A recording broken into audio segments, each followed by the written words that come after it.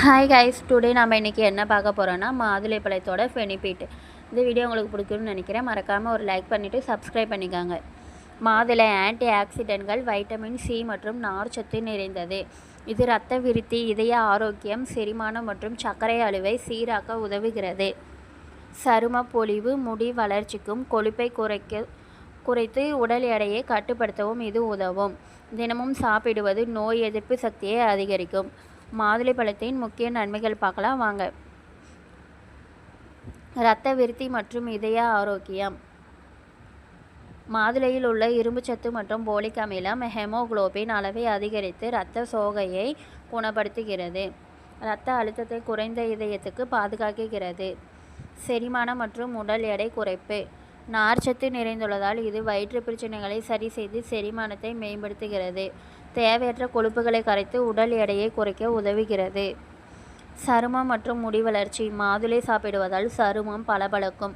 மேலும் இதன் தோல் சருமத்தில் உள்ள கரும்புள்ளிகளை நீக்கி முகத்தை பொலிவாக்குகிறது.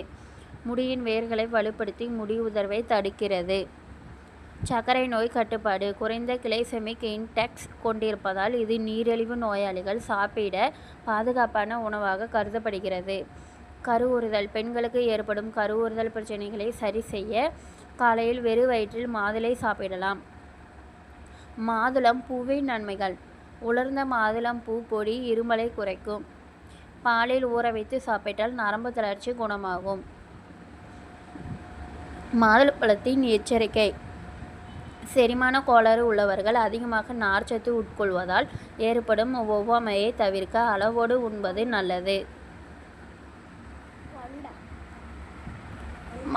மாதுளையில் இனிப்பு மாதுளை, புளிப்பு மாதுளை, பூ மாதுளை என்ற 3 வகைகள் உள்ளன. ஃபர்ஸ்ட் பாயிண்ட், மாதுளை பழத்தில் வைட்டமின் சி அதிகம் உள்ளது. இரத்த உற்பத்தி ஆகும். இரத்தத்தை தூய்மைப்படுத்த உதவும். அடிக்கடி மாதுளை பழம் சாப்பிட்டு வந்தால் பித்த நோய்கள், அடிக்கடி வறட்டு இருமல், வயிறு, குடல் புண்கள் குணமாகும்.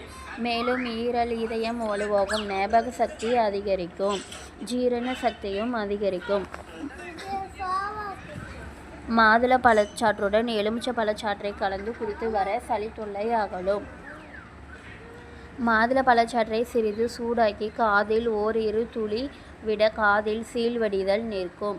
மாதுளை பிஞ்சை வடிநீரில் அல்லது தயிரில் கலந்து குடிக்க சீதாபேதி, கழிச்சல் குணமாகும். மாதுளம் பூ மொக்கை நன்கு காய வைத்து பொடியாக செய்து இருமல் ஏற்படும்